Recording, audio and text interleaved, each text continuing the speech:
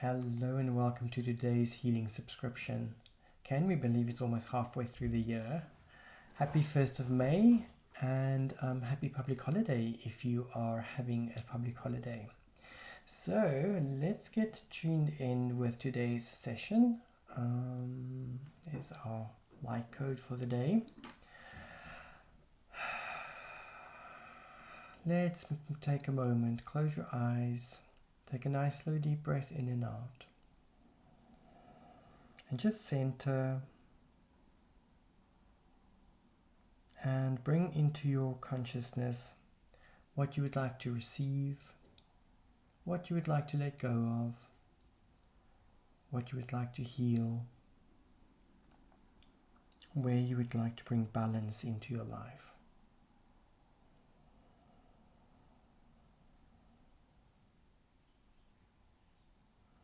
And when you're ready, you open your eyes and just allow your eyes to either rest somewhere on the light code or perhaps trace the light code as though it's a labyrinth, just tracing with your eyes, keeping your head still, focusing on your goal and your intention for today's session.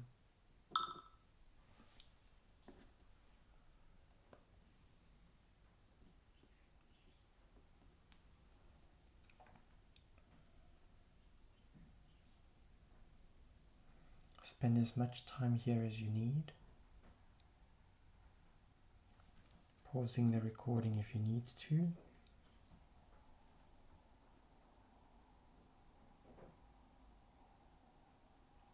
And let's get to today's healing. So in today's session, I got the intel that we need to work with the 9 bodies. So in ancient Egypt, there were 9 bodies associated with the physical. So we not just have the physical body, but we've also got different levels and layers. And so there's a total of 9 bodies. And so in today's session, we want to get those 9 bodies into alignment. And I'm combining the Wands of Horus cards, the Egyptian cards, the Book of Doors, and the Tachyons. So basically building like a little bit of a tachyon chamber. And we'll see what all of those locations are and what they mean, and also how we're going to proceed with the session. So let's have a look at the setup. So the 9 bodies that we have are your immortal self, your true name, your judge or your spiritual body. We've got your vital essence, your physical body, the personality, the heart, the shadow, and power. And when all of these come together, we have this sacred self, your moral compass, your purpose, and your willpower. So what I did was, initially I was going to douse to see what cards need to go where, and then I was told no, we actually need to place the appropriate cards in the appropriate locations. So for all of the 9 bodies, they have their original location. So in the center we've got the light code, and then the Wands of Horus cards are placed down for the 9 bodies. I then found the Book of Doors cards that could overlay on top of that. And here we want to have a look at what these could possibly mean. So in our first location, I don't know why this keeps doing that whenever we work. Let me just quickly get this back up again. There we go. I think it's whenever I'm shifting to Windows where I've got my notes and stuff. Okay, so for the immortal self, we have Kerhet, and so this is the top position, the top left-hand corner position. Now, the immortal self is the combination of the bar and the ka, which we have in the center or in the middle at the bottom. Sorry, the middle on the left and the right. And the immortal self is a part of you that continues to grow and evolve and move from one life into another. Now, Kerhet is about initiation, and it's a transmission of sorts. And so it feels almost like we've got some form of initiation taking place at the moment, some form of transmission that we're receiving that's coming from our immortal selves. Now, for each of you, you may experience these in different ways. There's a lot of solar flares happening at the same time at the moment as well. On my side, this initiation and transmission is actually coming through as quite a severe sinusitis infection, which is why my voice and my throat is sounding so funny today. And this has been going on for a few days now, especially coming in with the solar flares. So this is just how I'm translating it for myself. You may experience these initiations or downloads in a different way. It could be headaches, nausea, perhaps feeling a bit unstable, perhaps a little bit heady, maybe a bit ungrounded, not quite feeling in your body, also not quite connecting with your reality around you. Then we have the true name, the next position, that's in the top middle, and here we have Shu-Tefnut. Now, Shu and Tefnut, these are two of the primordial gods. They are associated with air and moisture. And Shu and Tefnut, they are completely connected. So from the creation of things, these two were completely connected. And you can't separate them. And so it's an attraction of opposites. And it's about within the opposites and the attraction, there's harmony. And there's a union of sorts or a partnership. So the true name here is your own true name. It's not your name that you were necessarily born with, but the name, your secret name that no one knows except for you. And it may be it may be something that you are conscious of, or it could be something that you're not conscious of, and that's okay. But here is a union, because in ancient Egypt, what happened with this true name, when a child was born, the parents would give the child the true name and would share that with only the priest, and the priest would store that name within the walls of the temple. It was believed that if anybody knew your true name, they could control you. And so here we have this union or partnership between you and the air and the moisture around. Moisture being in the body and the air is around. So there's a sacred contract here within your body that your soul knows, which is back to our immortal self. Then for the judge, top right, we have Geb, which is associated with the earth. And so Geb is about loyalty. It's about manifestation and materialization of your plans. And it's a very strong connection with earth and with earth energies. So grounding and rooting. And so our judge, our internal judge, is coming down, or sort of landing, grounding down, becoming part of this world to perhaps find a new way of being. The sense that I got through this last week was, it felt almost like there was a death, and that we are having a rebirth, and it really felt like we're stepping into actually a new body, a new being, without having to die and being reborn again. So it's almost like we're starting another life. I don't know if any of you have felt the same as well, but there's definitely some shift happening energetically where we are stepping into a new life, a new body, a new way of being. So things are definitely shifting in a new direction. Then in the center, on the left, we have on the vitality section, we've got the Bennu bird. Now the Bennu bird is associated with the phoenix in normal mythologies, Western mythologies.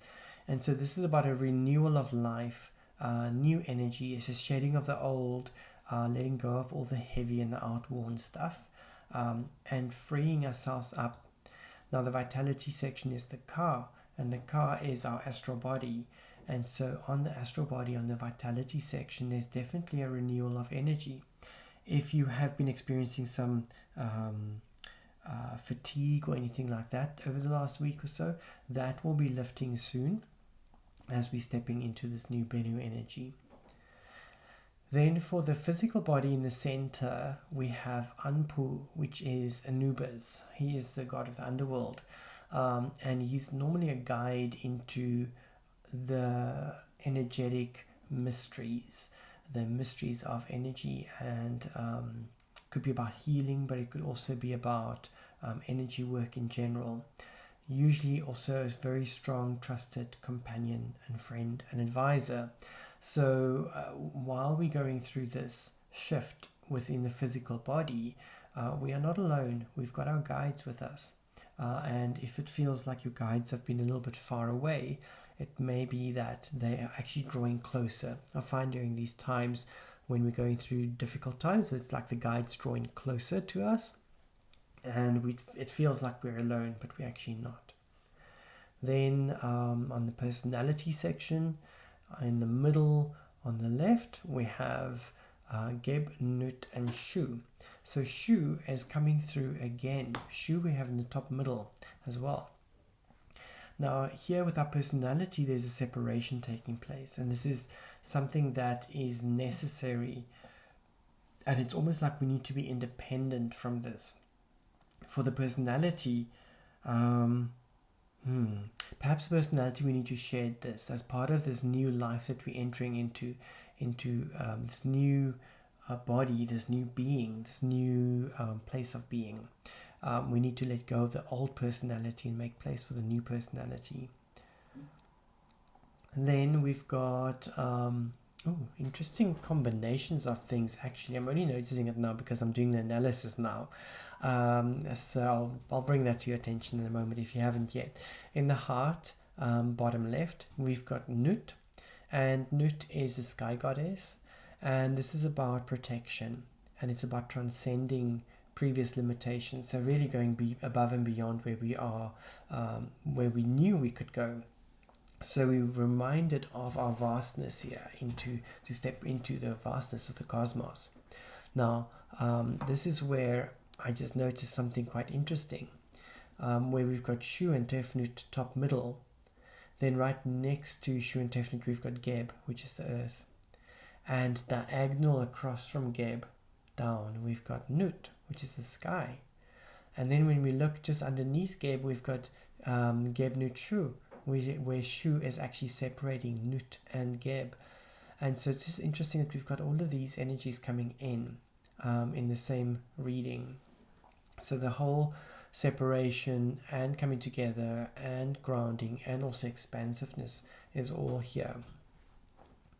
Then for the shadow, this is the bottom middle section, we have Heru, which is Horus, and this is about our victory, our triumph. And so there's, I think we've done quite a bit of shadow work over the last few weeks, and so here it's saying that this shadow work that we've done is really getting us to a place of success, and we've overcome that. There's a victory over here.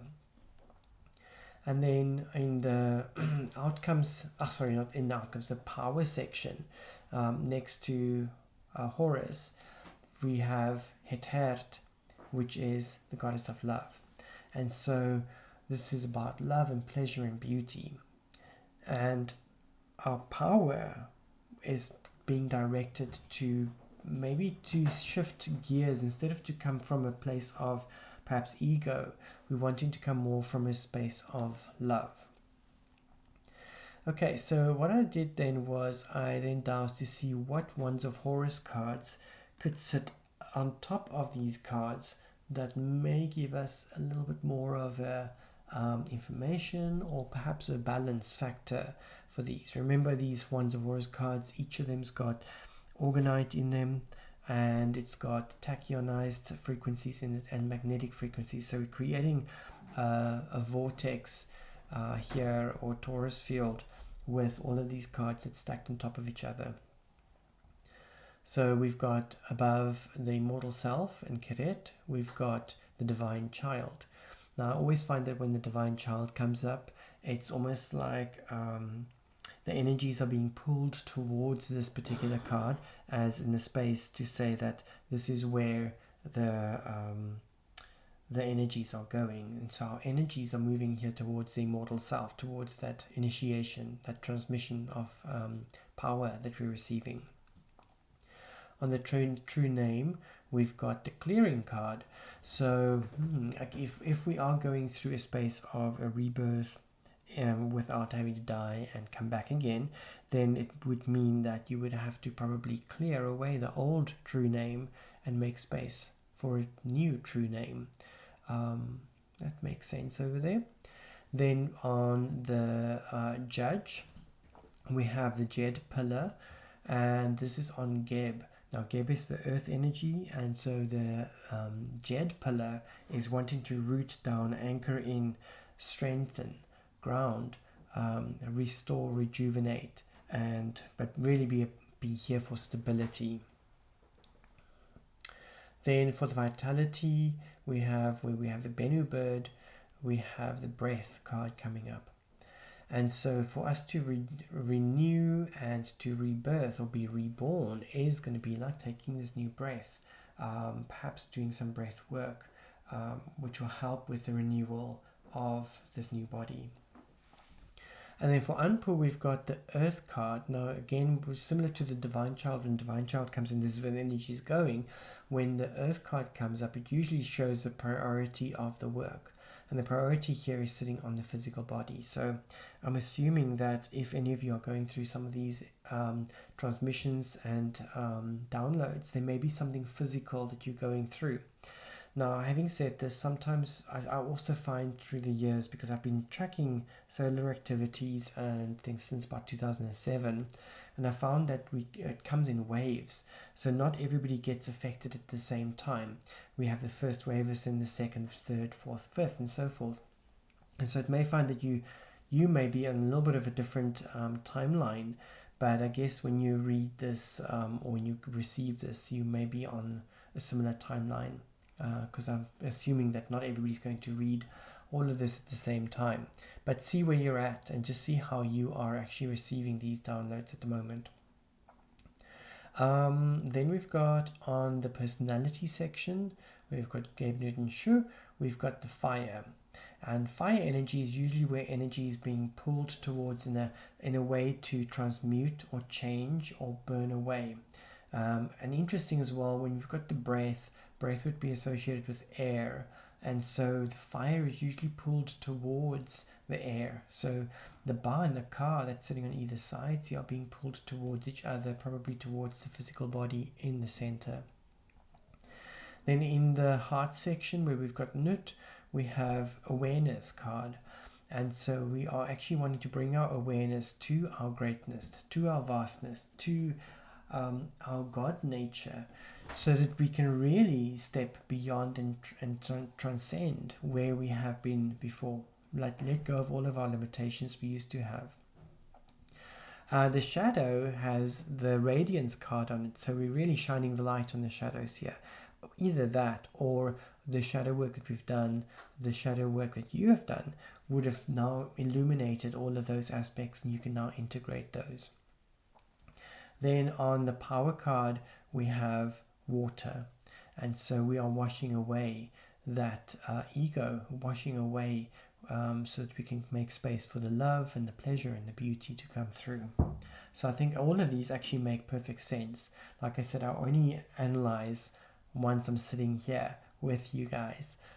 Before then, I'm in channeling mode or download mode, and I'm just dowsing and placing things down. Okay, so then what we did was we looked at adding some tachyons onto them.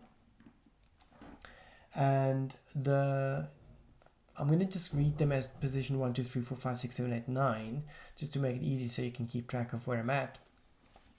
On position 1, which is top left, we have a citrine pyramid. Now I used only the pyramids for the session for today, because the pyramids bring in energy from quite a spiritual level, and it's got that incoming as well as outgoing energy. So they will also tie in beautifully with the toroidal field that we're forming with the cards. So we've got up there a citrine, and citrine is a high frequency, sort of almost like a solar plexus type energy. And I'll have to just quickly pause. I need to just quickly check what I've got on here, because I've got my desk next to me and the light is shining in a way that I can't quite see what the colors are. So give me a second. Okay, I just had to quickly write down what the colors were, because with the light shining I couldn't quite get the colors. Some of the colors are quite similar. So we've got in position 1 a citrine, and I've spoken about this one already, I think. So then in the aqua, that's the next one. We've got an aqua position here. This is associated with a name, and so your name would be associated with the throat center as well. So the aqua here is connected with the throat center, getting us to step into our truth and into our space. So again, if we are getting a new name as we're stepping into this new initiations and new rebirths, then this aqua color would be beneficial to open up this space for us. In position 3 for the judge, on Geb, we've got orange. Now Geb, as I'd mentioned, is about manifestation, materialization, and connecting to the earth. So the orange is bringing that creative force in. It's bringing that emotional quality in that we can use to then anchor in and ground into this new place of being. And it's sitting on the Jed pillar, which is a restore and rebuilding and structure. Then on the judge, judge, we've done on vitality, on the Bennu bird number 4, we have the green pyramid. Now with the vitality section, we said that there was going to be a renewal. With the Bennu bird, the phoenix is really about that rebirth, recreation, and then green is usually associated with new life. So this is something that's growing, new, fresh, and it's something that's of the earth. So it's just amazing how all of these things fit in together. Then in the center, I forgot to mention, I've got another card that I just placed in the center. So you may have noticed within the slides, I put the Neteneteru card in the center, and there was the receive card on top of that. That's just to sort of really pull it all in towards the center, into the physical body. So the tachyon on top of this one is the gold pyramid, and the gold pyramid is a similar frequency to what we have with citrine, where it's bringing that light frequency in, but usually gold brings it in on a little bit of a higher level, and so bringing in high vibrational light from the great central sun that we're bringing into the physical body. Then on the personality side, where we have the separation with Geb-Nut-Shu, we've got the Opalescent card here. So, Tachyon. The Opalescent usually comes up when there's karmic stuff or ancestral stuff or past life stuff. So this separation here, that's needed on the personality level, I think this is old karmic stuff that we need to release from. So when we come into a life, we come in with almost remnants from past lives, things that we want to finish off and release and clear. And I think that coming up with the opalescent over here is saying, like, with the separation, let's separate between all of those things. Time to sort of deal with past life stuff is over. We've got a life, which is what we have here. Now let's focus on the now and let's move on. Then on the Nut, in the heart section, we have the red pyramid. Now red brings vitality and quite a strong revitalizing energy in. And remember, here we had the awareness card, so our awareness is coming back to our vitality and strength as well. if I just look down, we've got citrine green and then the red. So it feels almost like there's a light that's coming through that's bringing us that new life, and it's the red is the sort of the rebirth into that new energy. Then on the Heru card, which is in the shadow section, we have pink. And pink pyramid, pink could indicate anger issues sometimes. So that if there is anything that we still need to release on the shadow side, it's going to be perhaps some of on the anger side. Otherwise, pink is about opening up the heart and really stepping into a nice balanced way within the heart space. So I think that's quite an appropriate one to have here as well. And then finally on the power section where we've got Het-Hert, we have a lilac pyramid. And so lilac steps into deep healing. And so this is healing of our power, healing of our love and beauty and pleasure. So I think all of these make perfect sense where they are. And again, these are not, I didn't pick them, they were dowsed. And so again, analysis is happening right here, right now. Then just to get things back into just to sort of tie things up, what I did was I brought in some spheres that could hold the other 4 locations. So let's quickly have a look at, that one. Let me show you for that. So for the sacred self, an orange sphere came up, and so the orange sphere is the top left one. And then for the moral compass, a red sphere came up, and for the purpose, an amethyst or a purple sphere, and then for the willpower, a green sphere. And so in the sacred self, it feels like there's something new creating, some new birth happening. It's a new birth, new direction. The moral compass in red is bringing our energies to this moral compass side as well. Now, if we just look at the various colors, we've got aqua, orange, gold, and opalescent. They would come together to form that red sphere. And so red would be almost like if we had to follow it within a pattern, it's almost like there's a backwards Z being drawn from the red to the orange to the green and to the purple. Yeah, so just an interesting pattern again there. So moral compass is red, sacred self is orange, and then the purpose is taking us into the purple or the amethyst. So our purpose is going to step up and move into a higher realm, higher frequency. If your purpose has been perhaps a little bit more mundane, I would say that maybe your purpose is going to shift gears and move up to another level, perhaps taking you to moving into higher frequencies that you may not have thought about before.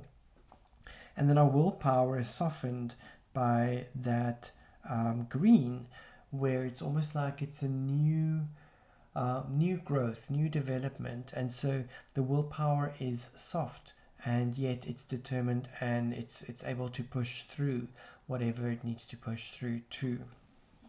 So I think that overall, just the balance that we've got here with energies are actually really beautiful, and it's actually quite potent. And so what I'm going to do is I am going to literally be beaming energy to this grid.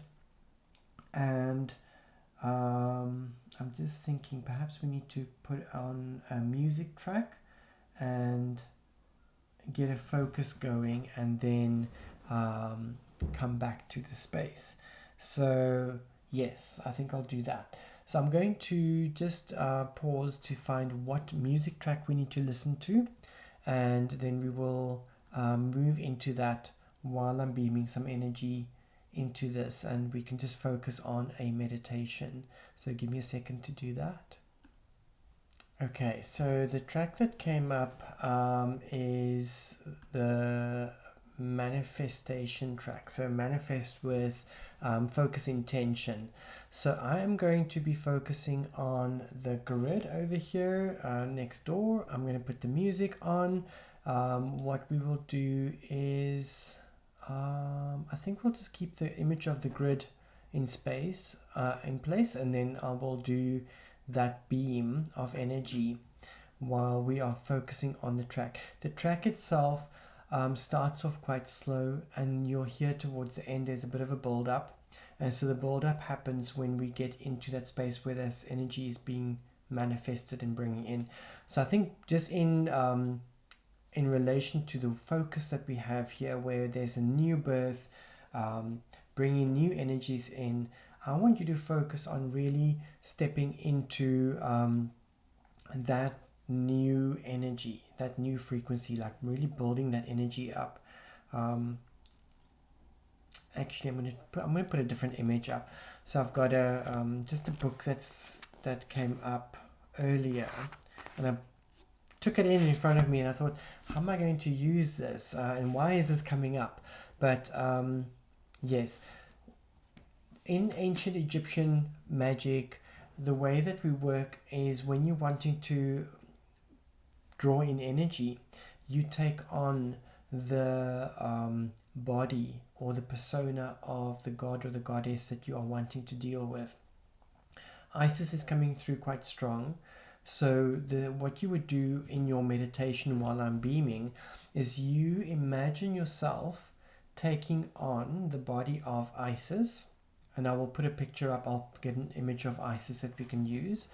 You become Isis, and you will see yourself in front of you, and then you will talk to yourself as though you are the human being. So you as Isis are talking to yourself and telling yourself what you as Isis are giving you. How are you balancing, how are you healing, and things like that. So I hope that makes sense. So take on the image of Isis, like really feel yourself embodying Isis, and you talk to your human self as, this is what I'm giving you, this is how I'm healing you, this is how I'm doing whatever you want to do, this is how we're going to manifest things for you. If that sounds a bit complicated, then all you have to do is just listen to the music while we are doing the beaming. Okay, so I will see you on the other side. I'm just going to pop a picture up for you that we can use for our visualization for Isis, and then you just listen to the music, meditate, and just become part of this frequency. I'll see you on the other side.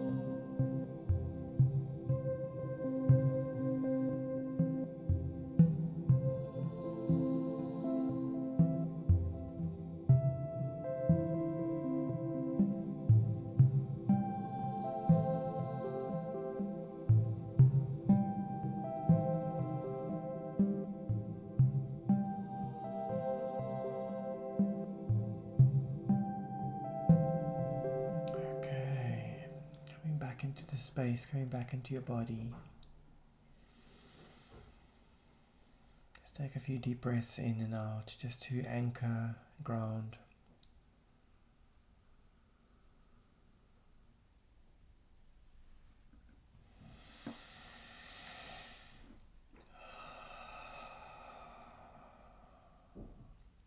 Perhaps just take a moment to journal or write down what came up for you. Perhaps there were some insights that you gained, something that came up for you. Just feel into that. I'm going to sign off for the day, and I'm going to keep this grid in place for the rest of the day, because I feel that we need to just really get that energy to settle in and soak up. And I will see you in our next healing session. So take care and have a beautiful day, and I look forward to seeing you in the next session. Bye for now.